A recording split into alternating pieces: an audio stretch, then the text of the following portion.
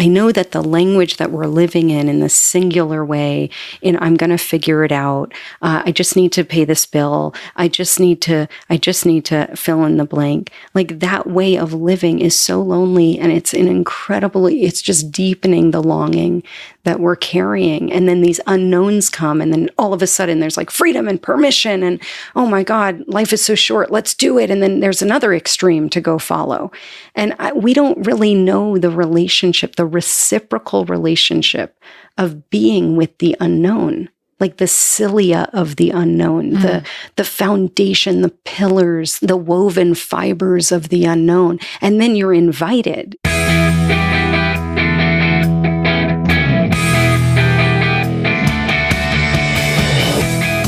Hey guys, welcome back to the show. This is MILF Podcast, the show where we talk about motherhood, entrepreneurship, sexuality, and everything in between. My name is Jennifer Tracy, and I am your host. Barreling towards the end of the month here in holiday time. Let's just take a moment. Let's just take a moment and take a breath.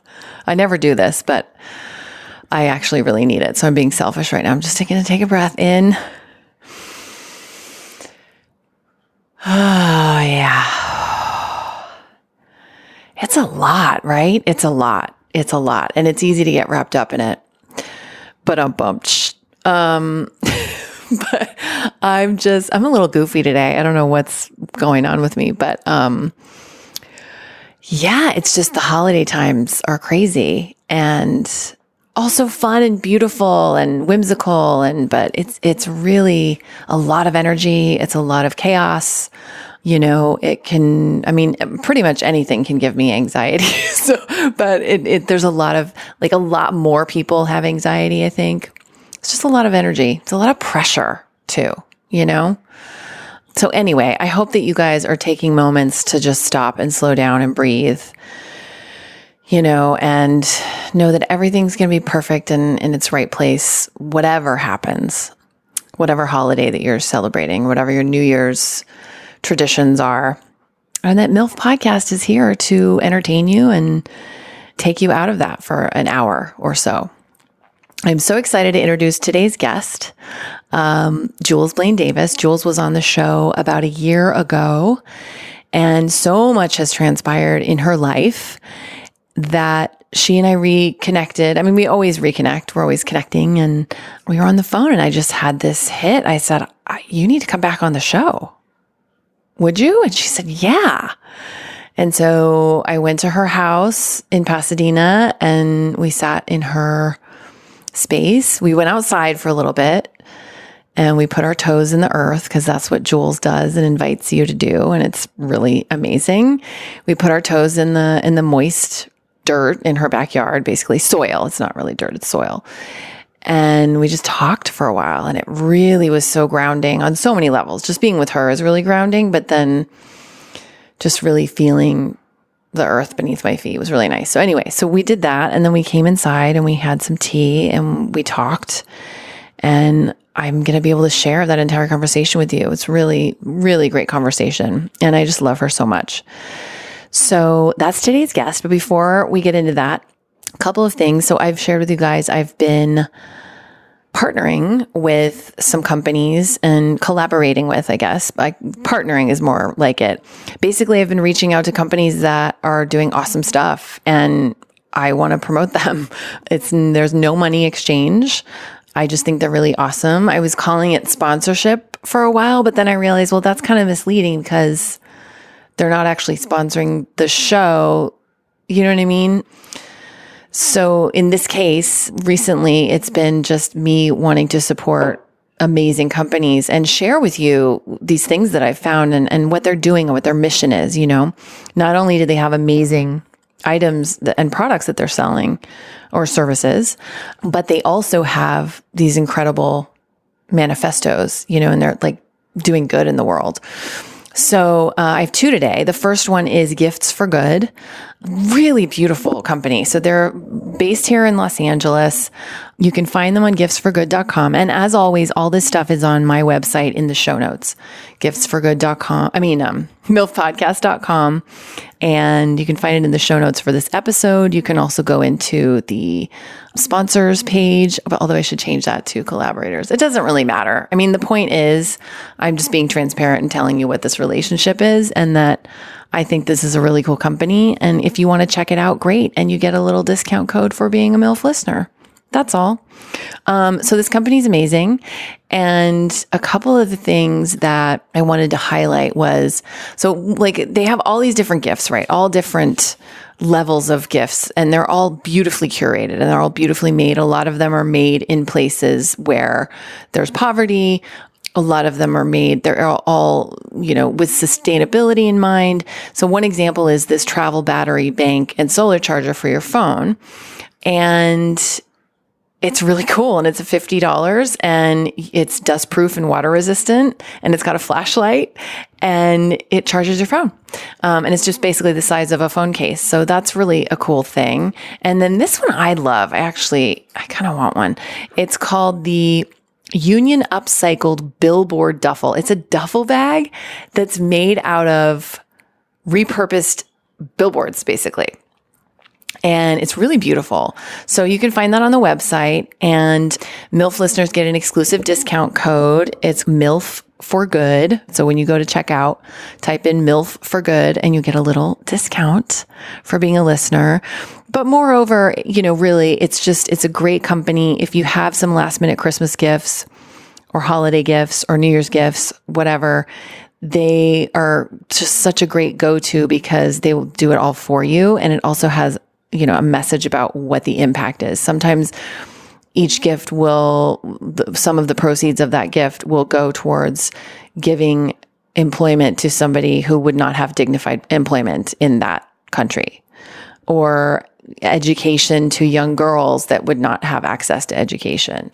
Tons of stuff like that. I mean, it's a really beautiful company, and they've just built something that's, I think, so astonishing. So check that out. And then December's highlighted give. And really just, I do this and I talk about it almost every week, but I do this just to kind of give you guys more of a widespread idea of just the awesome shit that people are doing out there that I know I can be really myopic in the way that I look at my life. And I forget that there's a whole world out there. And it's one of the reasons why I love doing the podcast, really, is because, sometimes me babbling on about something and talking to another inspiring woman helps one person, two people, helps them get through their day better, helps them feel less alone, helps them realize maybe a solution to a problem they have that they hadn't thought about before. And I mean, that's like what I'm doing is so little compared to what this organization I'm about to tell you about. So I've been talking about it all month. It's called hopescarves.org. That's their website. Hope Scarves. They were started by Laura McGregor. So Laura is coming on the show next month. That's going to be such a killer episode. She's a powerhouse and incredible, and I'm so inspired by her. And she was going through cancer treatment when someone gave her scarves because her hair fell out because of chemo. And she wore these scarves and it gave her such courage and strength. She talks about it in the episode. It's really moving. And when she was done, she said, here, do you want the scarves back? Thank you so much. And the woman who had given them to her said, no, pass them on to someone else. And so Laura had this brilliant idea of starting this whole movement of course, that makes so much sense because there's just like this strength of, I did it. I got through treatment and I'm passing this on to you and you can get through treatment. And then you pass it on to the next person, the next person, the next person. So Hope Scarves is an organization that not only provides and gives scarves, and they sell scarves if you want to buy scarves or if you want to donate a scarf, buy a scarf that's going to be donated. You can share your stories. And so it's about the stories of being in cancer treatment, of survival, of remission, of being re-diagnosed, like all those things. And it's beautiful. And I highly recommend just checking it out, whether or not you've been affected by cancer, which you probably have given the stats. It's incredible what she's doing. And she shared with me a little bit about how they're going to expand it even more. So super inspiring. And lastly, before I go ahead and let you listen to my interview with Jules, The Growing Candle is the other company that I'm partnering with for this episode. And I've talked about them before. I really love this company. So it's beautiful, beautiful candles. My favorite is the eucalyptus mint. I love it so much. And they come in these gorgeous ceramic cups. They're all different styles. You can pick your style and the kind of candle that you want. They're natural candles, so they're not perfumey. They're just really natural, like essential oil smells, like real like eucalyptus smell.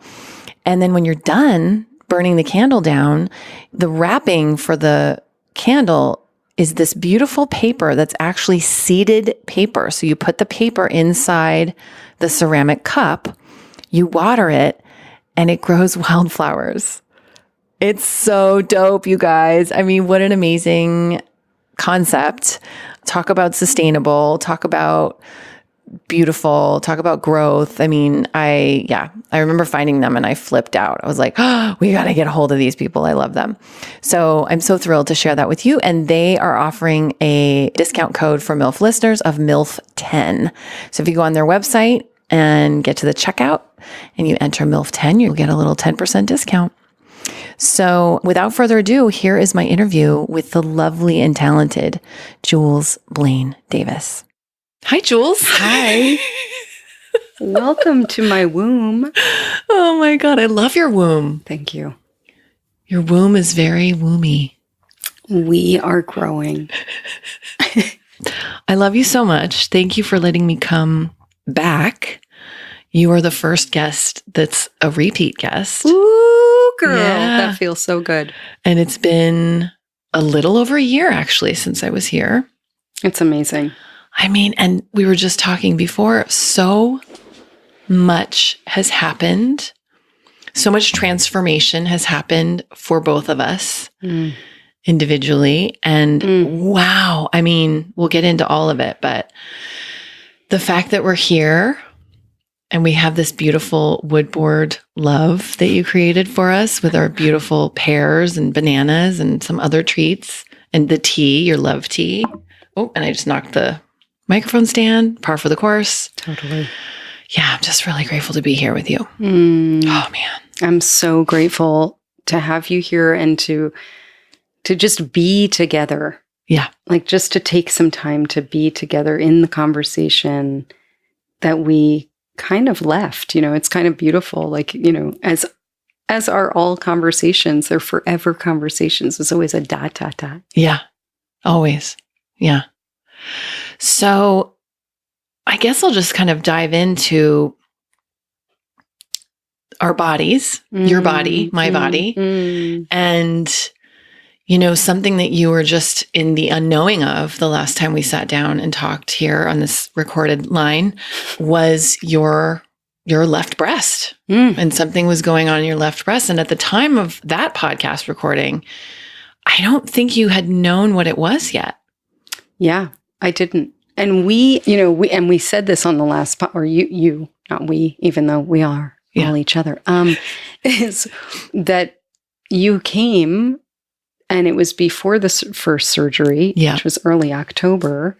And then Spirit was like, no, not the day we're doing this, no matter what you do. And then you came back literally right after that surgery occurred. And I didn't have any pathology back. So I was still very much in the unknown. Yeah. I mean, we are. Yeah. By the way, like, let's just really, I have a headlamp on, but I mean, it's a little, you know, we're in the unknown. For our listeners who don't know you as well, what do you mean you have a headlamp on? I mean, we're all in the unknown. Like, we're all doing this. We're, you know, no one says it's this. Yeah. And then, I mean, you're lucky if it is that, but it isn't ever. Yeah. Does this am I a haiku koan right now? What am I? I'm no alcohol was ingested or any other kind of random mushrooms growing on trees in South Pasadena. I feel that we're all very much in the unknown deeply. And when things come out of nowhere, which is actually the body that you're in and this earth mama that holds us, and just all of it. All we're doing is creating like safe spaces. That's what we're doing. Yeah. Right. We're just, we move in the world and we create safe spaces, but no one said, hey, I mean, and if anybody did, please write me and Jen and tell us what we missed that memo. Yeah. Of like, here's the moon and, here's the earth and, our people colonized this earth and this is, we're longing for the wisdom that was here that we actually captured and took over. I mean, we're in that conversation now, right? Everyone, these words, they're in the time frame, but the realm of the story that lives in the body. And then we're carrying these stories in our bodies and then stuff comes out of nowhere and we're, at a red light and we see a car crash or we get a diagnosis or we are wading with our gumboots through so much. So we're hungry to lighten this heaviness. We're hungry to turn on the fire. We're hungry to make a wood board love, but we're also, scared to death. I mean, we're doing it all. Yeah. Aren't we? Well, and what's so fascinating about exactly what you're saying is you are and have been deep in this work that you've been doing, which is, as we were talking about right before we hit record, is really difficult to describe to someone who hasn't experienced you. And I haven't had the privilege of being on one of your retreats, but I have had the privilege of being in a couple of your circles or your full moon circles here. And they're so profoundly healing. And I brought my friend Sabrina to one and she talks about it all the time. And I forward her the ones. I'm like, you got to go this month and bring her daughter wants to come, who's 17, who's just that would be beautiful. Incredible. They're both, the two of them are amazing.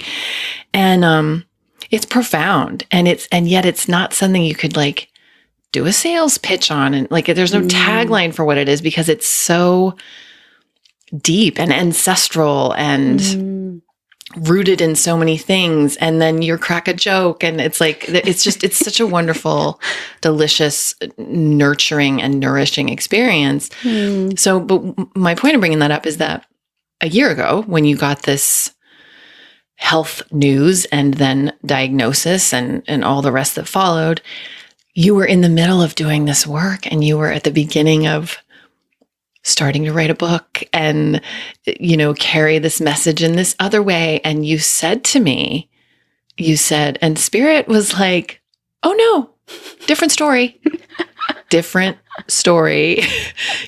it is exactly what you just described of like, gosh darn it, we can plan and we can be in it and we can, but it's just these curveballs come and yet the most beautiful things come out of them if we can lean into it. That's the trick. It's like, I know we didn't learn that. Like what, I guess it's like, what's the language? Because I mean, obviously we all know language, right? Yeah. It's just like, this is the generations of language and liking language, but keeping them on the surface like bubbles of oil on water. It's the language around surrender, let it go, whatever. And I'm not really making fun of them. I actually am hoping that they come into my body right this moment as I'm saying them. But what is the language of that relationship? What's the language of the relationship around the unknown? I'm saying the unknown, and then immediately we like separate ourselves. We don't even know we're doing it. We think, oh, well, we know this. But we actually don't know anything. Like our commitments, if we can get to a place together collectively, because this shit is not a man on his own island or a woman, and we can really rock it. But this is collective healing, is how do we all together, right? The circles, the opening the gate, all of those things, it's like we were brought in alone. And even the saying, we're brought in alone, we die alone. Never in the tribe was that something that occurred. Never in, and mind you, I'm not I can't wait in 30 years to be like, and this is what did occur. I mean, I don't know that. I haven't, fully engaged in that, but I know that the language that we're living in the singular way, I'm going to figure it out. I just need to pay this bill. I just need to fill in the blank. Like that way of living is so lonely, and it's it's just deepening the longing that we're carrying. And then these unknowns come, and then all of a sudden there's like freedom and permission, and oh my God, life is so short. sure, let's do it. And then there's another extreme to go follow. And we don't really know the relationship, the reciprocal relationship of being with the unknown, like the cilia of the unknown, the foundation, the pillars, the woven fibers of the unknown. And then you're invited. For me, the language around this very much came from many teachers that I love and feel so honored and privileged to know and learn language from around, sacred illness. Like people even in the communities, are you okay? Or, I heard you fell ill. I was like, is it 1937?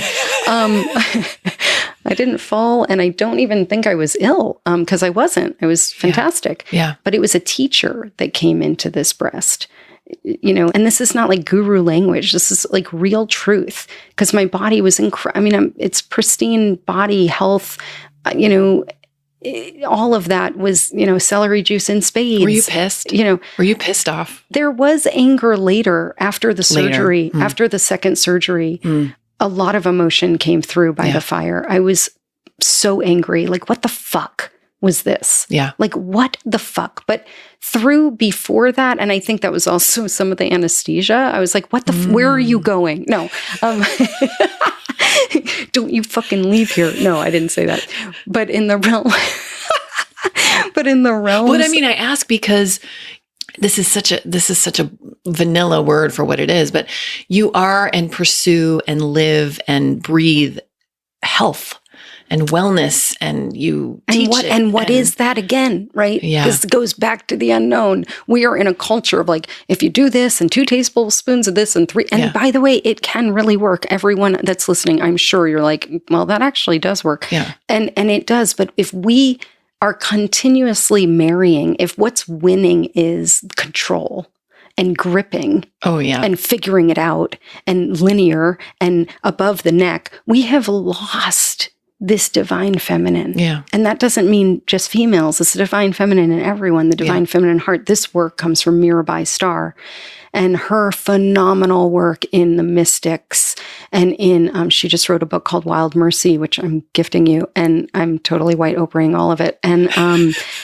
and that's all to say, I would love to be the other, but I'm not. But in the realms of like, just the magic we can't see in the known, the magic that we miss out on. And we all know this. Like, I'm not saying anything new. Yeah. It's just, I'm reminding us. And I think that's what's so needed in the collective, is just us reminding each other, not fixing each other, reminding. We need to remember who we are so that we can become who we are. Yeah. Right. And we're in this super noisy culture, and there's just so much downloading that I want to share that I'm going to like fritz out in a second. But I just really feel so much of it, I guess, for us. Like, I believe in us so much. I believe in the collective. I believe in our bodies and the wisdom of our bodies. And I'm totally an archetype in the making now. My left breast, she needed it. This Mama Earth, this body that we're inside of, that we're all inside of, that we separate from and call it nature. Her big ass, gorgeous, cancerous, toxic, beyond forgiving, generous body we're living in. And then inside that body, we're like, okay, so let's see, what I'm going to buy today or whatever. And again, we think it's recycling the Yoplait carton that's going to do it. We're no longer there anymore. That was privilege. We're no longer there. We have to live in the inquiry. We have to live in the questions. We have to hone and love and nourish the questions, because there are no answers. And how do we do that in a culture that's like, hey, what's $9.99, 3 tips? I mean, like, how do we do it? Did I take us totally? Oh my God, not at all. Did I take us to like Iceland? No, but what's 3 tips? Like an article that says 3 tips. Actually, no, it's 3 tits, because I have 1, so 3 tits. No, 3. 3. I love when you laugh and smile. Has anyone seen Jen laugh and smile? Because you really need to get a hold of that and just tincture it into your coconut oil coffee every day, or whatever people are doing now. Now, what are people doing? It's always something. So no, wait, I want to, no, you're not, let's go back. You're perfect. Everything is perfect. I want to explore everything that you just said through your personal journey. Yes. With this. So just to kind of catch our listeners up. Okay. There was something found in your breast. You had the first surgery that was a biopsy, right? Or no, it wasn't a biopsy. It was, so I had a biopsy. Okay. I had it all. It was an all-you-can-eat buffet on Western system medicine. Woo! Party. So what was the chronology of events? So what occurred was back in June of 1920. I mean, time is flying. I just went for a regular mammogram. Everyone's story begins with a regular mammogram. No, not everybody's, but many. It's and again, it had been a few years. Mind you, I have nothing happening in my family or my lineage of this, so I don't have like a red flag in that terrain already. I just went and then they called me back, and it was very like, oh, okay, they called me back, kind of like a pap smear that doesn't go so well in the realms of like, okay, well, I mean, that happens all the time kind of thing. So right. I had heard that, oh, maybe it's insurance or whatever. Anyway, it didn't even matter. I was already kind of freaking out and definitely like, oh, okay, I've never had that experience. And then went in for the 2-hour kind of ultrasound, longer, bring a bag of goodies kind of thing. And then, and try not to fight with your husband. Like those are the days you just want to really keep it simple. And so I went in, and then they wanted to do a biopsy. And they did, and that was a really uncomfortable experience and very scary because I wasn't really quite sure because I couldn't feel anything. And I also just, again, the naivete that I lived in, which is real, and I really want to take a moment with it. There was a deep, deep innocence that I carried in all that I did. I was so this and that and all that I did. I wasn't one that I actually sought out awakening. My world and work is all about where's the grief? Where's the shame? Where's the vulnerability? Let's sit with it. Let's light a fire. Let's be with it. It was chosen. It didn't come.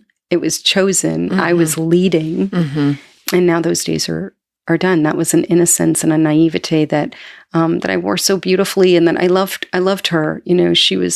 She really didn't believe this kind of thing could happen to her. And mind you, I was physically abused as a kid. I mean, it's not like, oh, what a beautiful life. I mean, and it was, by the way. I had a combo effort on all realms. Yeah. But it wasn't like there was no trauma in my body, or that I wasn't scared to death every minute of the day that everyone I loved was going to die. I mean, I'm Jewish, so there's a little bit of a lineage there. And then the ancestors really, they love to hold on to good stories. And so just to paint the picture of, we're always looking for the fantasy inside each other. So I just really want to name that there was no fantasy in it. And yet I still lived inside that, that innocence, like that we live in when we book something in 2 months, that we live in with the vacation we're making, that we live in, we're not even thinking about anything other than, well, can we afford it? And do we have the time? Those are usually the two decisions we make. We're not thinking about, am I going to die? I'm not thinking, am I going to die? I'm not thinking about and you don't want to think that way. You don't want to live that way, but you're also more not thinking about, which is another conversation for possibly another time, how does it affect her? Am I even allowed to go to that land? I mean, going to Kauai was an insanely deep experience of, I'm not meant to be here. I was going to fly out the next day. It was like, this is not okay. For my listeners who aren't as familiar with Jules, when she speaks of her, she's talking about Mother Earth. Yes, and this gorgeous body that we're all inside of, not necessarily our body. And that all that language came within the last 2 years, meaning I was all about my body and the wisdom of my body. Yeah. But then it was like, oh shit, it's not my body. It's her body. Well, and this incident really deeply informed that. And I'm going to bring it back in. Yeah. Just rein me in every time. It's way expansive, as expansive Elizabeth over here. Just wanted to make a 2E. It didn't work as well that I thought it would, but it did. Yeah, it was fully what's another one? Eileen, expansive Eileen. No, that also doesn't do it. Expansive doesn't really have a lot of rhyme words. It's like, and then a pansive, and then a tansive, and now I'm like, it's again The haiku. Okay. So back to biopsy. The biopsy. And then that was like a little mini gun going off. That was awful. And then, and her name was Lakshmi, that doctor. So that was random. And then I thought abundance, maybe not right now. And then they just couldn't really see it. They didn't really get it, but they knew that something was there. And so, and they didn't know what it was. They had no idea. Said, we don't know what this is. And it could have been like, I think on the list, there were like 19 options. And so that part was when this became Desmond Tutu. And so I'll try to bring it into a Cliff Note version because I still need to read up on him. He's a phenomenal human. But there were some names that really were, there was like, obviously the cancer names. And then there were other things that it could have been, or it could have also been like fatty milk from ducks that would have been 400 years old by now, but it was a possibility. I was going for it. And then, there was another one, Desmoides, which is pretty known. But when she said it, I was like, I looked at Josh and I'm like, was that Desmond Tutu? And then we were like, okay, let's go for Desmond Tutu. That sounds like the best one out of the group. Because of the name. Because of the name. And also like they're fast growing and they're not cancer, they're not malignant. I think now if you're a doctor, you can just X this, but there's good, healthy forgiving. I mean, there's forgetting, there's healthy forgetting that occurs. But so I heard Desmond Tutu, I was like, great. And then I looked him up and I totally made sense. And then a few, went to everywhere, went all over the city, was talking to doctors everywhere. And mind you, I come from a full-on Western background of surgeons and doctors. And that was completely aligned for the journey and the work I do with lineage and the stories that we carry. And that Western realm is always an option for me. It's, yet I'm always also on the path of, the body has us. She really can hold us. And the body of this earth, she can hold us. But always also moving to like, or maybe I need a Cipro, and right. Because absolutely. I grew up in a faith-based Western system. So it was like, oh, good, enjoy that yoga. You're going to need a Cipro at the end of the day. Or like, oh, enjoy that. Oh, that sounds good. You take that retreat. And then, here's a cast just in case you need one. Yeah. Like whatever, just. Yeah. Anyway, so yeah. Am I doing it? You're perfect. Oh You're my perfect. God. I love the word perfect. Or maybe I don't, but I'm going to take it. I'm going to run with it right here. This moment is perfect. Each moment that is happening is perfect. Oh, does everybody hear that? I just want everybody to take a moment. I'm going to too with you of like, really, it's okay. And even in the story, right, of the realm of my breast and all of our bodies, like what I came to is that my body is your body. Like my body and my journey is your journey. It is her journey. It's Mama Earth. Like we see trees all the time with a branch gone or a thing. No one's like, oh, I wonder if she's going to grow another branch. Maybe she'll get a plastic thing put on. And like, will she go for the latex? I don't even know what you put in your boob. But anyway, I'm all about it Silicone? If you need to do it. Oh, yeah, right. Something like that. No one's like looking at the tree going, I hope that grows back soon. Yeah, she better get a perky set. Yeah, exactly. And so, I had that first surgery for them to take it out. And the journey for me was very, very, deep in the realms of being awakened and also going to absolutely facilitating a team, which I completely support all of you to do and reach out to me in the realms of language around it, because it can be really scary and there's no holding of the culture. The culture can't hold for things that come out of nowhere. The word cancer drops us all, like drops our pants. Like we're just like, oh my God, what? Like you just immediately, are you okay? You're going to live? Like, and then we don't even know what to do with that. Like if I say yes or no, we don't know what we're going to say next. And you didn't have an answer. That was what part of what was so there was no crazy answer. About. You were like, well, it's not breast cancer. It wasn't breast cancer. I mean, we didn't know, right? We didn't know what it was going to be. And so, I mean, like kind of bringing the reins in on it. It was more like I continued to just be with my body about it. And I couldn't stop being by the fire. Like cords of wood were being delivered. And we have a fire pit in the backyard. And it was just, I could only sit by fire. And it was clearing all the fear. And it was the only place I knew that, or that I at least felt like I was going to be okay. I came in to make a lunch, seaweed, nuclear power in the ocean. I don't know. all of those things of decisions that we have to make as moms and like just all of the realms, I would die. Like I'm in the house. Oh my God, I'm not going to be okay. I'd go outside by the fire. I'm going to be totally okay. I'd look up at the sky. I'd wake up in the dark and then the sun would come up. I wasn't really sleeping and I definitely wasn't really eating. You know, everything kind of stops because you're in that extreme trauma space of being really scared for your life. And I'm not really ready to go, but I totally have no control over that. And so, yeah, it was very deep time. And that fire, I would just invite people to come over and sit with me by the fire because it was the only place that felt like, oh, okay, like I can at least be here. I don't feel like I need to rush out of my skin or, right? I mean, if that makes sense. So it was a very, very deep time. And then, of course, the fire invited me to invite other women to come to the fire because I've always loved fire. I'm totally fire in all my signs in the chart and that. But this was really, and I've always talked about turning on the fire in the kitchen as a kitchen healer, right? But it was like a whole nother element and level of fire serving and supporting me and reciprocating. I would offer myself over. And so that relationship started around the language as well with my elder, Dina. Like she gave me the language around that this is sacred and this is a calling. And, you know, it really was aligned for me. Like it wasn't like I needed to meet Kale or like get to know Chard or I was sharing that with everyone else. It was definitely like, what is this? Like, and so I share this with you because for the listeners too, and anyone that gets, you know, to be here with us, you know, what we carry is not necessarily ours. It's a story, or it's a learning, it's a teaching.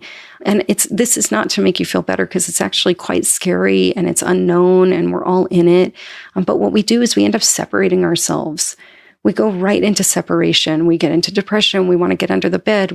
And for me, all I kept hearing is gather with women, bring them closer to you, bring them closer, show them how to be this. And I'm like, show them how to be this. I don't know fucking how to be this, I don't know.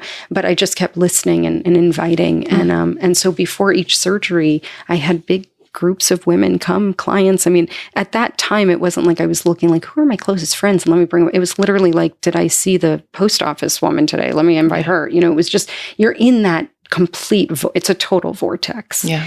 And so it got to the point where my body, you know, because I kept asking, is this mine? Like, are they sure? Because I mean, you know, you get this biopsy back and you have no idea. Like it's from the man behind the curtain or the woman, you know, you don't know. And they must screw up on this every now and then. I mean, I know I'm a 1 in a million. Like maybe I'm a 1 in a million with this. Right. And so anyway, what ended up occurring is that it got really big. And it got me to know like, hey, it's for you. And so I got to a place where it was like, it's time to say yes. It's time to say yes to everything. And you're going to say yes. And that's what's going to happen. And this is what would occur by the fire, 4 a.m. You know, I'd be out there just gathering the wood in my muck boots and everyone's sleeping in the house. I could barely fall asleep. I'd fall asleep by the fire. And I would hear things there because that's what she does. She communicates with us. And I kept offering myself over to her. In howling, in fear, in crying, just in all of the complete human experiences that I was having. And I heard it's a yes time. And so I got the surgery and we were really hoping for Desmond Tutu. And we considered it like a birth. We were like, this is a birth of the teacher. And, you know, oh, I love that language. I'll run with that poem. And then the next thing occurred was one of the worst things that you could have was what occurred. And it was a kind of cancer, but it wasn't breast cancer. It was a cancer that doesn't occur in the breast ever. It's like a 1 in a million. And this is where you might not want to be that. You know, it's fun on the stage, 1 in a million, but not so much in this stage. And so it was a real choice of, you know, we got to go back in and clear margins or you just let the breasts go. And so I had a few months, and this is the year anniversary of that time. I was in that time, and I really wasn't sure. But I think the Western lineage part of me was like, you're done with this breast. Like, it's time to say goodbye to her. And she was such a gorgeous breast. Like, she fed my babies. And when I wrote an ode to her, I was like, no wonder why you want to get the fuck out of here. Like, you never stopped. You were the biggest one. She was exhausted. You were exhausted. Yeah. Like, it's time to let you go. Yeah. And I had so much time with her to say goodbye. And then that breast at post-op started to harden. And she's my my surgeon, who is beyond phenomenal, said, it's supposed to be soft. And I thought, oh God, is this thing real? Like, is it really coming after me? Like, this is so crazy. And so it was with that too, and I was doing castor oil packs and wool and traveling with it. And so I really chose in early December to let her go. And in that process, so many teachings. I mean, you move into a whole nother level, especially when you're at the spa, like, whoa, that's a whole nother, like, you're like, oh, wait, no one is walking around with one or no boobs. Like, everyone has like gotten it figured out already. And I really, meaning in the realms of not figured out, but not being with what truly is happening. And that wasn't really an option for me, because when you can't feel something, you're like, you know what? Why put more tissue there? That's not a great idea. Yeah. But also just to be with my body in this new way is phenomenal. Like, she's so gorgeous and so, whoa. And so, like, she's so many things, this scar. Yeah. Right. And, so. That's so beautiful. Thank you for sharing all of that. I just have a couple questions of clarification. So it wasn't Desmond Tutu. It was a form of cancer. What was it? It was called sarcoma. Okay. And, sarcoma is, it's a scary word. It's not like the word that you want to hear in the night with a, cozy, like a cashmere cozy around you. It has like more of a bully-like energy. And yet it doesn't really show up in the breast. And I don't even really park my car in the word, because even as a culture, we go, oh yeah, and then my dad had that in his intestine or whatever. And then we go into that story. See, we carry these stories with us, the fears of them, the not knowings of them. And like, we don't really know how to hold them. Yeah. And we don't know who they are. Yeah. And by the way, there's no research on this. So literally it wasn't like, and you're done. Like, it was like, and we'll see. Yeah. And there were many doctors who thought, bomb the village. And I was like, meaning like chemo? Just keep going. And you're young. They love to actually tell you your age, like over and over again. You're this, I'm like, thank you. Yeah. Do you know my birthday? Like, I know my age. And they're doing what they know, because they're also scared to death. And they also see stuff. They see so much stuff. So of course you think, I should go with that.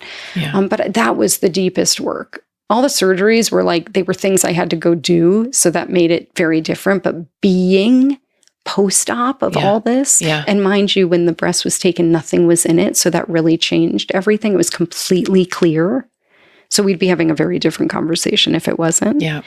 And so it was like, it was such a teacher. And now the work that I'm in right now, in this language of what's happening in the kitchen, what's happening with our bodies, it's just, it's like you go to the next level. Like you really do go to the next level in your life. Like it takes you to other realms that most of us don't travel. And I didn't either, 2 years ago. Yeah. So, and I would imagine, we've spoken about this privately a bit, but I would imagine it's changed not just your relationship to her, Mother Earth, to yourself, to your body, but to every person in your life, every intimacy, your husband, your 2 children, all of your dog.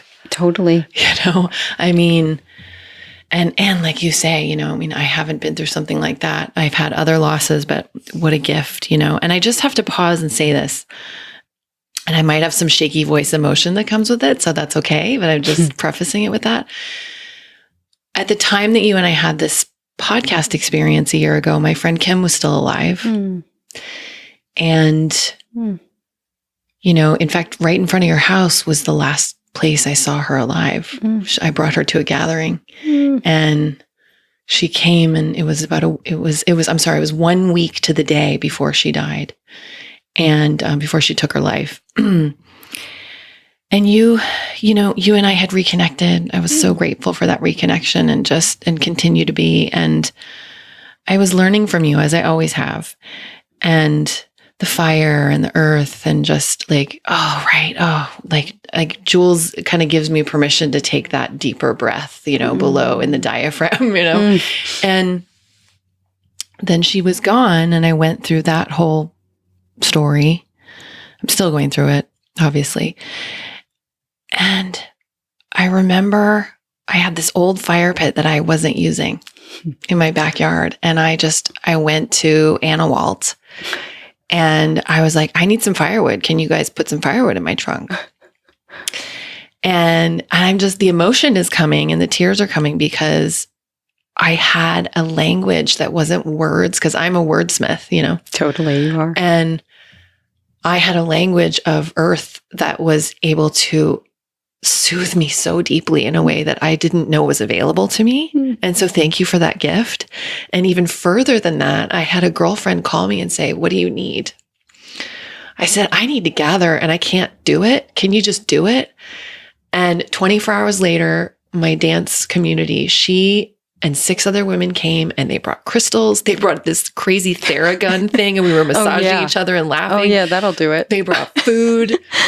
We lit the fire. We were laughing. We were telling stories. I was telling them stories about Kim. And it was just like, oh yeah, the gathering. It's the gathering and the fire. And it's simple. It's just this simplicity. So and she said, who do you want there? I said, you decide. It doesn't matter. Totally. Whoever wants to. And she just gathered a bunch of women. Some I was close to, some I didn't know at all. Amazing.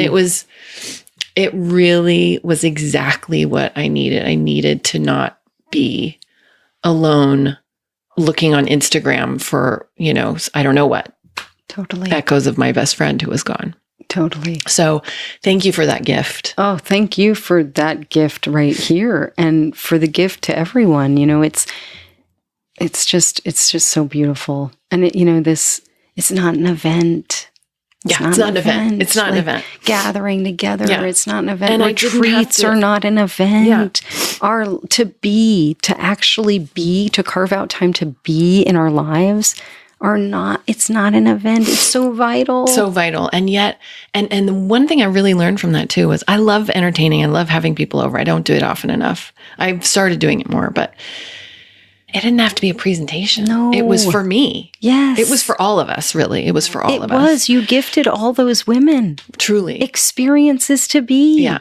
And the more we do this, right, the more we know it's not an event. This is so important. I mean, it really is like vital. Yeah. I'm not saying, no aesthetics, but I am saying get the laundry basket out and fold it together. Yeah. I mean, like literally just cut the food up on the freaking wood board. I know you have a gorgeous wood board, and if you don't, we can find you one. That's right. But the realms of like just but we're not connected in that way. We, in our blood, in the last 100 years, we have to sacrifice ourselves. We have to over labor. We have to make it look like this. Oh, don't, to be seen, like not heard. Absolutely. The Martha Stewart, cobalt egg. Who's doing that? No one. And here's the thing. Someone we know knows her. You know what I mean? And I think she's Jewish. Anyway, point being, she's also, maybe she needs to come onto the show. But I think that the non-event piece, because then we get closer to living. And when we're closer to living and not separating ourselves from her, from ourselves, from each other, from gathering people to come over, then when these things that come out of nowhere happen, we're closer to being able to hold them. Yeah. It's like a gorgeous wardrobe of emotion. Yes. It really all does work together. But I'll tell you the number one secret. It's not a secret at all. But the number one thing that I find every single time, works every single time, is slowing down. Yeah. It's like the only way. And I have to literally remind myself on the busier day, like, oh my God, me nothing too. is important right now other than my breath, this moment. Like nothing, the sun coming in, the pear that's browning on the wood board, but we love it anyway. Like just being in this moment, like wherever you are, if you're in the car, if you're, in the house, if you're traveling, like just feel your body, feel the weight of your body in your chair, bringing it over, letting whatever is here hold you. Let it actually hold you. Let this podcast hold you. Yeah. Do you know? Yeah. We really need that holding so much. We're longing for it so much. Yeah. And I do think that's why it's funny. I started this podcast. I had no idea it was going to turn into what it is. I'm so grateful. And it is its own entity. I really believe that. But there's something about the intimacy of this moment now that we're sharing live. And then once this is, uploaded and published or whatever. And then someone's listening to it, and they're we have listeners in Somalia. Oh my gosh, incredible. Isn't that amazing? Amazing. And I'm like, wow, like you feel like you're in the room. They're going to feel like they're in the room with us. They are in the room with us. Yeah. It's really cool. Even though I have no idea like what flight I would take to go there. I don't either.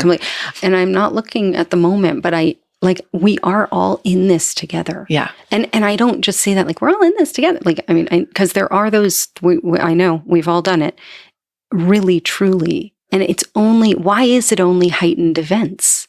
That's where it needs to change. It cannot be only heightened events. Yeah. Like death, cancer. That's when we wake up to each other. That's when we're like, what? I'm going to go to Jules' fire. Yeah.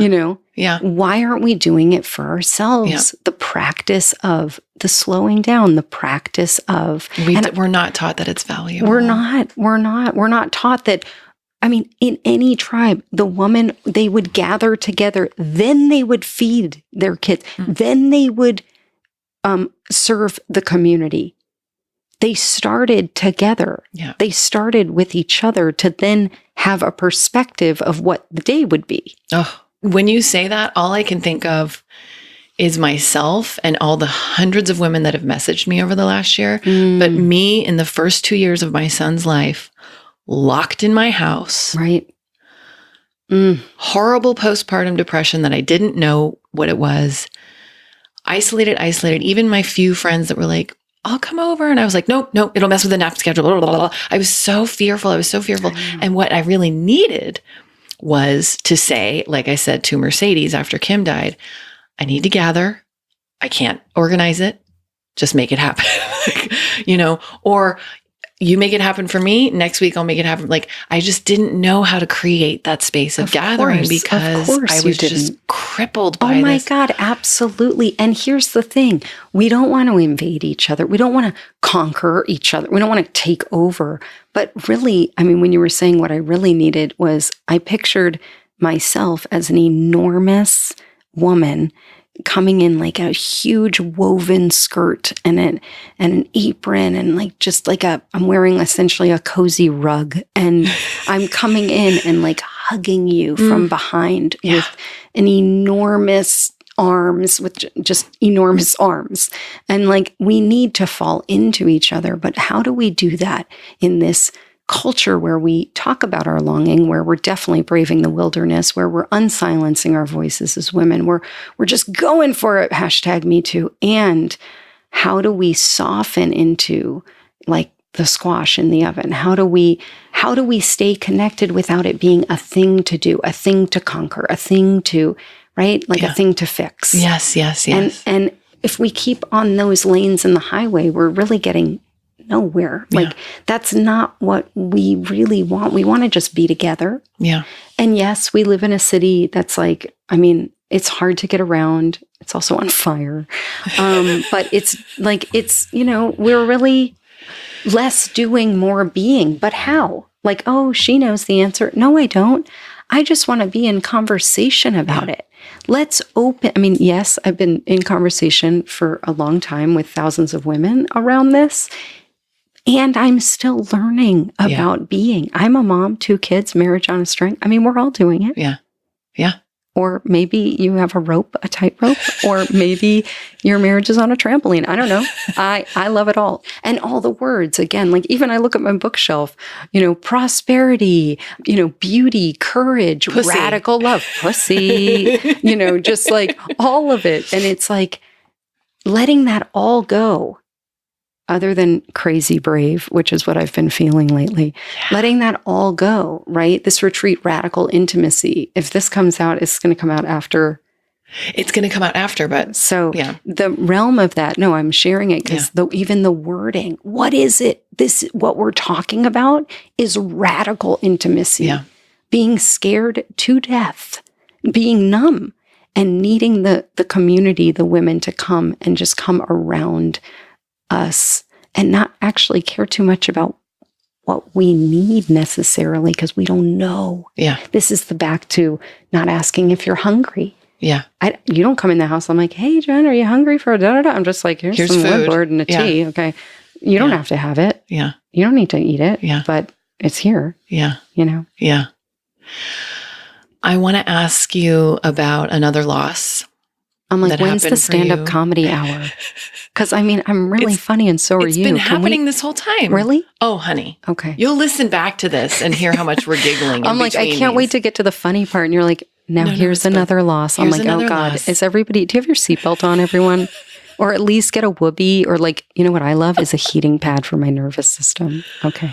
Okay. So wait, you know how I got my biomat? Remember how I got my biomat as my divorce present? Biomat. Are they listening? Can they come and just bring us all a biomat? Who's connected to the biomat people? Let's get in touch with them. Yeah, let's.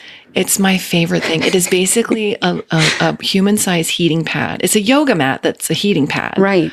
With infrared heat and lined with in there, crystals. Right? Just lined with crystals. Yeah, it's very, very, it was a very big treat for myself. So good. But it was so good that I got a little one for my bed, a mini heating pad that now belongs to my dog, Slash. That's where he sleeps every night. I mean, is Slash the privileged dog of the century? Oh, it's I can't. Beyond. He came from the ghetto, please. The ghetto downtown. Oh my gosh, downtown amazing. LA. A homeless person turned it's the American story. I mean, it really. And he's later, today, actually, I have my mobile grooming gal, Fur Mama LA. We'll put a link to her stuff. She's incredible if you're in Los Angeles. She comes in her van, she takes both dogs and she grooms them and she anally expresses them. Oh, yeah, she does. Because, you know. I mean, all of us do we want that? Does anybody want an anal expression? Is that the other word? It depends on who's giving it to me. Okay, now we're getting into some stuff. Now let's go right into grief. Okay. Because we can do it all. It's the divine feminine. We're round. We're going to talk about rim jobs, anal sex, and death. Okay. I'm lost with the first two, but I'm great with the third. I don't believe you. Rim jobs. Is that for little BB outside with my car? My car's called BB, black and blue. She's black and blue. I didn't beat her up. She's actually amazing, but not a rim job there. No. No. Well, yeah. I'm going to have a tutorial on that afterwards. Right. We'll get a little YouTube video going. I love that. So anyway. Oh God. Can we do a rim job with an archetype in the making? Like, does it work with one breast? Is that okay. It's actually really beautiful, by the way. One breast. Just, it's something to say. Yeah. Yeah. Because the breast that actually got to stay is that fancy one that really knows how to stay up without the bra. Yeah. See, I have one that's so much bigger than the other one. And when I'm premenstrual, I remember going to Christy Funk, who's my breast doctor. I need to go schedule my mammogram. Yeah, you do. I know. By the way, Christy Funk. Oh my God, does she play great music in there? She should. I really hope She's so. also insanely gorgeous. Amazing. Like, it's ridiculous. She walks in, you're like, did Paulina Porizkova just walk in here? What's happening? You're like, let me take off my shirt with my breasts that don't match. She's amazing. So we're all each other though. Okay. I took my bra off and I said, I have one that's bigger than the other. And this is a woman who looks at breasts all day long. And she said, oh, whoa. Oh my gosh. That was nice bedside manner. She said, I mean, maybe it wasn't quite that pronounced, but she was like, oh yeah, that's a full cup size bigger. I was like, Mm-hmm. I had that too. And she said, I mean, you could have surgery, cosmetic surgery, but you'd have to have it on both of them. And I was like, why? No, it's a whole thing. That ship has sailed. Oh yeah. No, they put the nipple as a magnet on the fridge. Like, it's a whole thing. Like, it's like 3 different kinds of surgery. Yeah. Like, stop it. It's just like, why? Like, what other things can we offer ourselves? No, I don't. Yeah. I had no interest then, and I have no interest now. But it is quite obvious if you really stare at them. You can see which one is bigger. I think they look gorgeous. Oh, well, it's always the one by the heart. I never knew that. Why? Oh, yeah. It's the left side. And it's mother. That's the mother and home and family. Feminine. And that's the one that was taken. And the beauty of that is it was the mother. And now I got closer to the mother. The most divine mother that is the most forgiving. She's actually a really great listener. I never had a mother like that. Anyway, here all night. Or all day. Should we wash the dishes and do some sink talks? Oh okay. my God. Oh yes. my gosh. So, okay. I mean, there's so much more we could talk. We could literally talk for another hour, but I do want to just go into this part because it is part of this journey of this year for you. And your father passed away. He did. Recently. He did, yeah. Suddenly. And you were able to be there. Oh, Yeah. No, not suddenly. I mean, it was suddenly. Death is sudden, even if you're waiting. I guess that's true. I mean... Yeah, that makes sense. There's not really a lot of language around it, but yeah, I guess it is.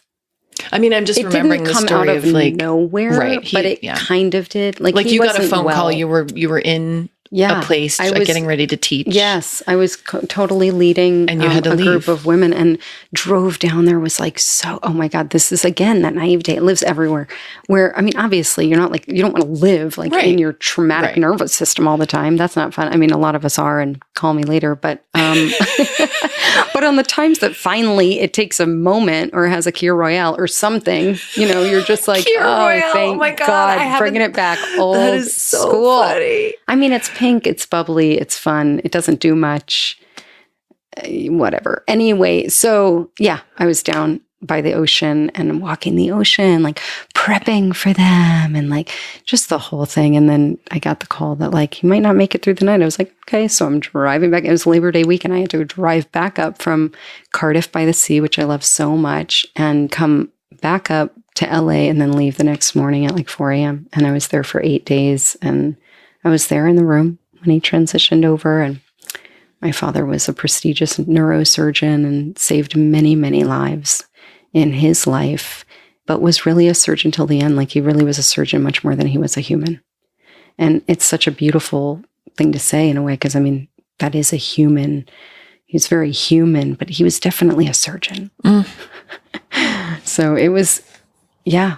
He had been sick for a while with a really unique kind of a situation happening with it. He had skin cancer, but it was very like, it was awful. Many surgeries, he'd go down and then he'd be at the club and then he'd go down. Like it was very, we just never saw him go down and not get back up. So there was a very like Pavlovian experience happening, but that's like literally 10 podcasts long what occurred there. Because my brother's an oncologist, my dad being the surgeon, and like my mom was a nurse, and just like the whole thing. And then I'm like the witchy doctor in the corner calling in the directions in the morning before anyone got there.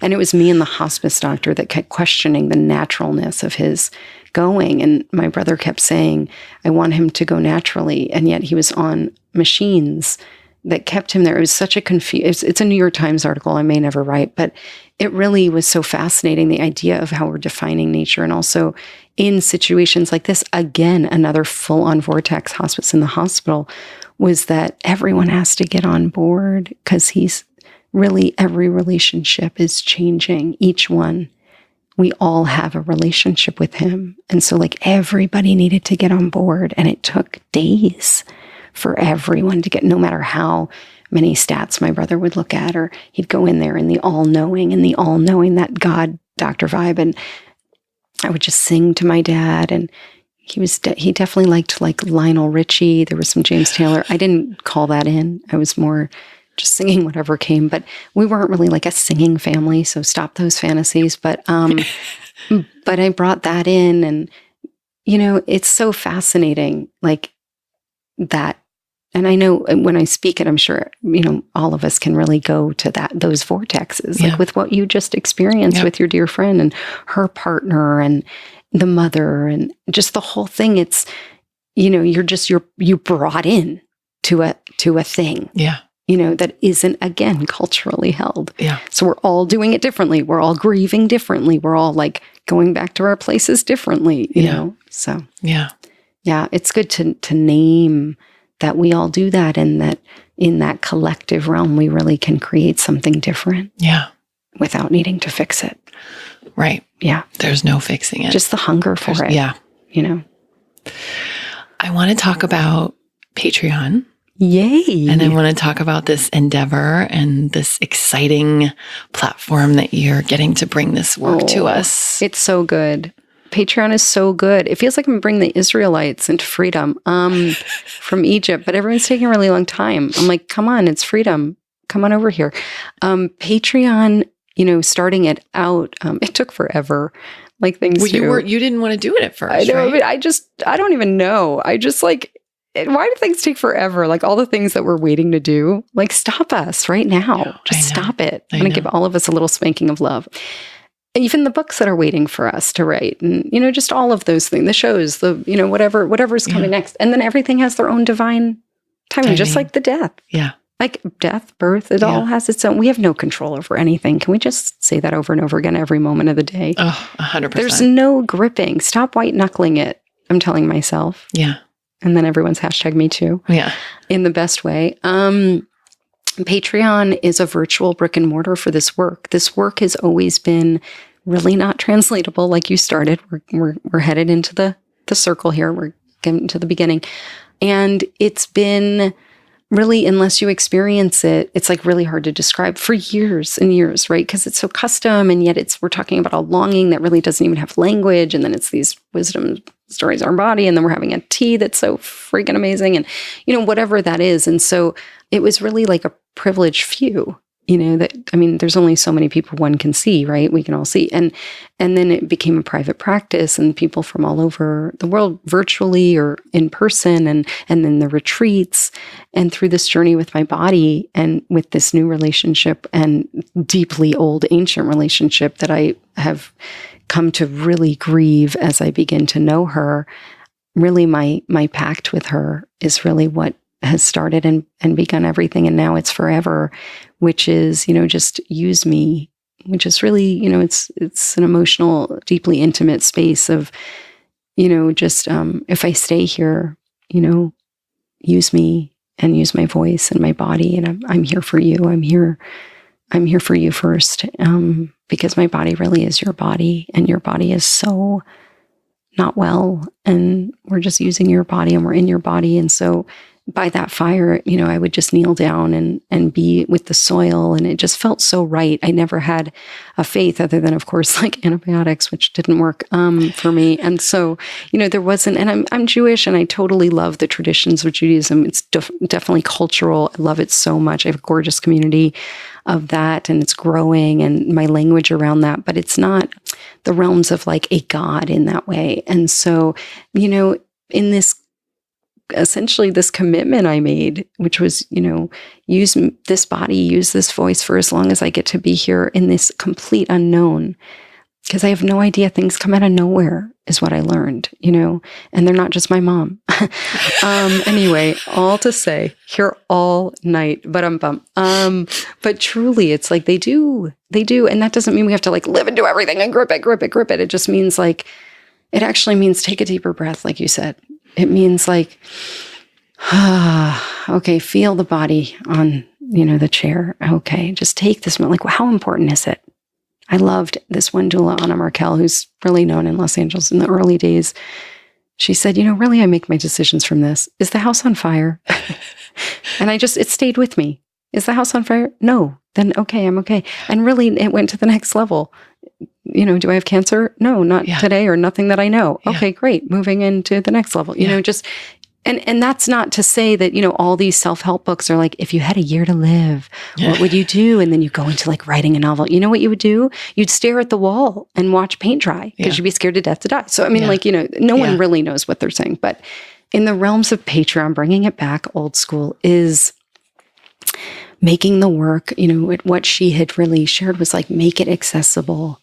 Make it known, share it, repeat, be open, provide what's needed. No longer like manifesting intentions, which I totally believe in and I love so much, but in the line with her, and aligned with her, and aligned with this body that I get to leave space in, not just this body, but her body. And it just makes so much sense. Even when we talk about it, you're nodding your head, like it makes so much sense. Yeah. And so it's so beautiful to have a place to go, hey, is this aligned? Like, is this the way to you? Does this lighten your heaviness? Because really, I'm in service. Like, that's what we're doing here. That's when we feel the greatest. It's when we're in service. Yeah. And when we're loving and when we're connecting and jobbing, whatever that even means. I don't even know what I'm saying. I just took it to a whole nother texture, maybe deep in the valley. But anyway, Just so Patreon is a place where I have sync talks. The sync talks are, they're at the moment, and it might change by December, but right now it's weekly. They drop on Tuesday mornings at 6 a.m. And it's Pacific Standard delicious. Time. I get it in my inbox. It's so good. It's Women, really you can just wake up to me at the sync. You don't have to look at me. You can see me once. I'm going to look the same for 10, 15 minutes. Nothing's going to happen in the realms of my luck, unless maybe something does. And women are doing dishes with me all over the world right now with listening to it. Yeah. But it's good wisdom. It's this language. It's inquiry. It's questions. It's prompts. It's inspiring us. It's realizing us. It's becoming. It gathers us. It gathers us. It's a forever conversation. Yeah. Everyone's writing in about what's aligning for them, what's not. Yeah. Ooh, I didn't think about this. I love I didn't think about that. That's why I'm on the planet. Oh, I didn't feel that. You know what? I never thought about that. Good. That's what we're doing here, right? Like that. We're here to shift our perspective. We're here to say, look at this mountain. Look at how much room there is on this mountain. Yeah. And the waterfall's over there. Oh, really? Okay. I never saw the water. Oh, there it is. So Patreon is that. There's classes as well every other week.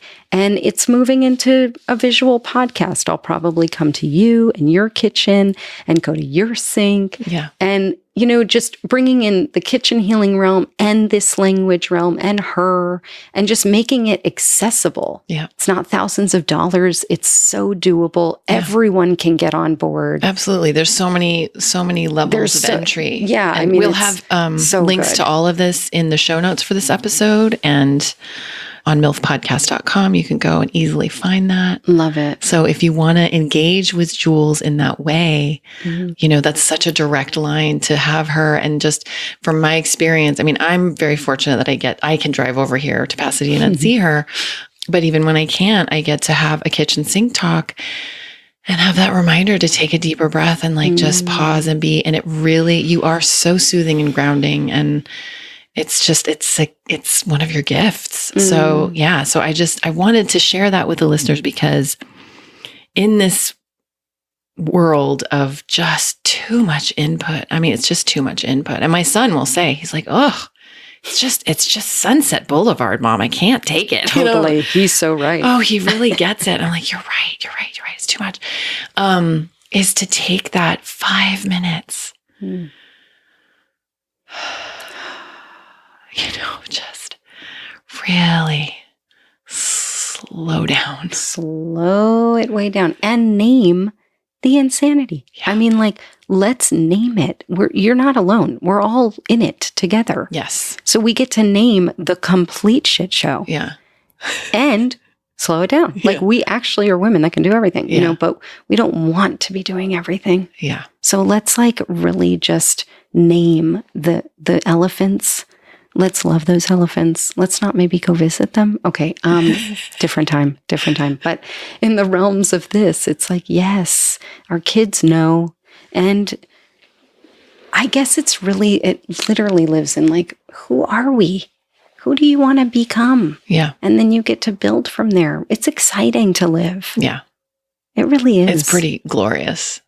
It's pretty darn glorious. It is. And we can no longer look to the culture for that holding. We have to become the culture that holds. Yeah. And so we can start at the sink. Why not? Oh my God.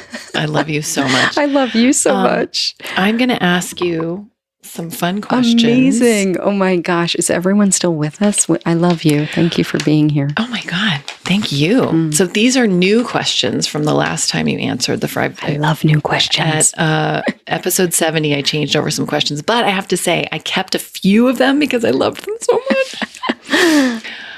This question, it's like it was designed for you. What do you think about, Jules, when you hear the word love? What do I think about the word love? When you hear the word love, what comes to you? It can be a thought, it can be a feeling, it could be a sensation. Everything. Yeah. Everything comes to me. Love is everything. Mm-hmm. We are love. Yeah. And fuchsia. Yes. Fuchsia comes to me. Yes. Yeah. Just because it's just too good. Everybody needs a little fuchsia neon tape. Art tape doesn't hurt your walls. Yes. That's love. If you could live anywhere in the world other than where you're living now, where would you live? I don't know if I've been to where I would live, but in the realms of what I know now, because I only know so much right now, right? I really love British Columbia. I love Canada. I love places where I'm small and the earth is big, and she reminds me of how tiny I am and that she's really the queen. She's the one. And so I want to be in a place where I'm reminded moment to moment of my place. Mm. Yeah. How do you define serenity? Al-Anon. No, but that's kind of perfect, right? I mean, come on. Courage to change, everybody. Let's do it.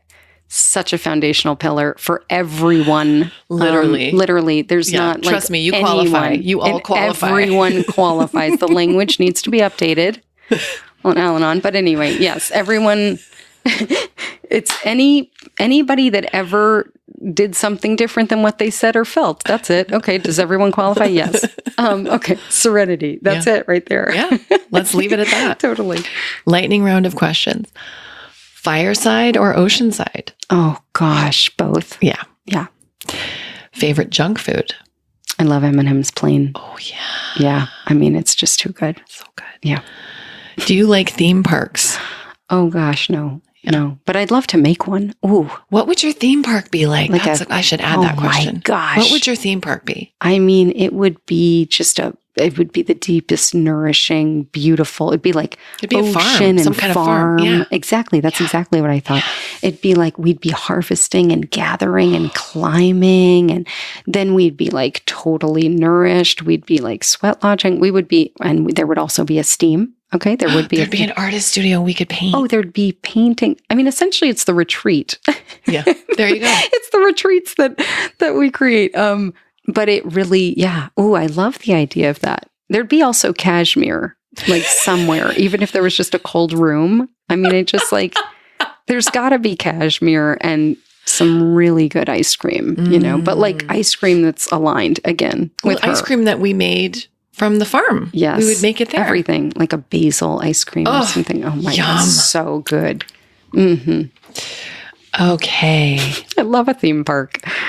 Daytime sex or nighttime sex? Anytime sex where I'm really feeling it. Yeah, no, it's really a good idea. And I love sex with me. Yes. I mean, thank you. Bring it on. Yeah. You can use it as a medicine. Right? Oh, you want to release before you have like these big talks. For sure. I mean, not here today, but maybe. You just don't know what's waiting for you in the space that's being so tight. Yeah. Like when you loosen that, you're like, you become a genius. Masturbate. It's good for you.com. Okay. Or even just feeling your breast. I'll be in just one because that's what we got here. But just like I'll be in a meeting and I'll just like put my hand on my heart or, like not in my pants, but like on my belly. It's always good it's just like, it's so hard to remember the planet, let alone the fact that we have a body. Like remember that you have a body. Like it's not just this thing above your neck. Because this thing above your neck is tiny. Oh my God, she was 1 when you were 30. So whatever that age is. Right? Did we do this in the last podcast? No. What do you mean she was 1 when you were 30? So our brain is done growing. At 25 or something like crazy. 30. Oh, is it 30? And then really, probably the research will show later, never. But so then like whatever age you are, if you're 50 or 20, I mean really? And then your body is like way older than it was when you were born. Yeah. Because you've been growing since you were like a minnow. Minnow. So like essentially your fucking body is wise. That's what I'm saying. Yes. Okay, go. Shower or bathtub? I mean, they're both necessary. Different energies. Sometimes you need a steep. Sometimes you need a waterfall, a Buddhist waterfall. On a scale of 1 to 10, how good are you at making lasagna? I don't make lasagna. So I don't know. That is the answer. Yeah. That is your answer. I don't know. What is your biggest pet peeve? Oh, I mean, the first word that came in was ignorance, but I would say, I don't even know what that even really means. I mean, I know what it means, but I don't think it's right.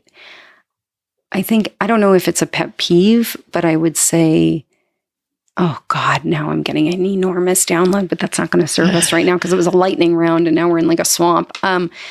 I would say that do what calls. Do what calls. Yeah. And those that are called and don't go. I mean, again, we don't have any, control over anyone else's life, but I would say that, yeah. And I mean, there's a lot in I could come up with a few with my husband. I mean, that would be much simpler, Jules. How about not go so wide? I'm widening it really big, but okay, let me bring it in. If I bring it into him, I would say he's really all about the planet. And then he buys stuff he forgets. Yeah. And that's a pet peeve. Like, I'm like, how about don't forget? Yeah. Because like she's dying. Okay. Yeah. Anyway, no big deal. Yeah. Let's not end it on a down note. It's all good. It's all good. Superpower choice: invisibility, ability to fly, or super strength. And I'm going to add one that my friend added yesterday, or teleportation. Like you can I just went into like a phone box in Spain. Teleportation. And what is that? I feel like you're Superman changing into your costume. But it might be called like teleportation or something. Like it. Teleportation. That's exactly it. Cool. So good. I love when it's like, hola, ¿cómo estás? Bien, McDonald's, whatever. I can't even believe that. No, like if you can just basically beam yourself. Yes. Right? That. Again, I mean, this is terrible. I love everything. I mean, flying is pretty fantastic. But then invisibility, I don't know if it serves, though. I think it's got to be flying or that other one. Yeah. Transportación. Yeah. I just want to go to Spain right now. Okay. Yeah. I feel you. I want to go to Italy. Mallorca. Yes. Okay. There you go. Yeah. Would you rather have a cat tail or cat ears? Oh, by far ears. I mean, by far. Why by far? Just because anything down there, like, no. Like nothing like furry and itchy and true. More chances for like a and UTI. Then trying to sit and like it's a whole thing. Yeah. Like I don't need anything extra there. Just your hand in your pants once in a while make sure that I love a little warm grounded. Hand palm vibe on the low belly. But yeah, no, definitely the ears because then you can hear things and you're cute. Yeah, got it. Okay. What was the name of your first pet? Rags. What was the name of the street you grew up on? I think that was, there were a few, but I think we did this last time. We did. I think it was Turn Point Circle. Turn being the bird tern. TERN. Oh. I know. So what was the Southern Florida. Pet's name? Rags. Rags Turn. Let's just say Rags Turn. I mean, that sounds like a cowgirl. It sounds like I'm also a lawyer on the side. Like it feels like I really am actually smart. Like I'm doing smart things. But I think Rags Turn might be like the person that's like, did you have an this is terrible, like cultural appropriation, but people are going to, did you have an accidente del transportación? Oh my gosh. I am Rags Turn to represent you. I like Rags Turn in that way. I don't know. I'm just coming up with some crazy shit. We need to eat right now. Yeah, we do. I'm making something with arugula. Okay. I'm just getting really silly. I love you so much. Thank you. I love you so much. Thank you. I have no idea what just happened. Neither do I, but it's out of our hands now. I love us. I love us too. Thanks so much for listening, guys. I really hope you enjoyed my conversation with Jules. Please tune in next week when I have TV showrunner, executive producer, writer, and pretty much badass extraordinaire Erica Messer on the show. I love Erica so deeply. I've known her for years and years and years, and I have just watched her skyrocket in the world of TV and film. And she's just incredible. And our interview was really, really great. So please join me for that. December 26th, the day after Christmas. It'll be a nice treat. And I just am so grateful for this community. Thank you, Gifts for Good, for offering the discount code MILF for Good for my listeners and just being an awesome company. And thank you, Growing Candle, for the discount code MILF10. And thank you, Hope Scarves, for doing awesome stuff and helping people in treatment feel like they're a little bit less alone because of what you're doing. It's so beautiful. And I love being able to bring this to you guys every week and that you actually listen. And I'll be talking to you next week.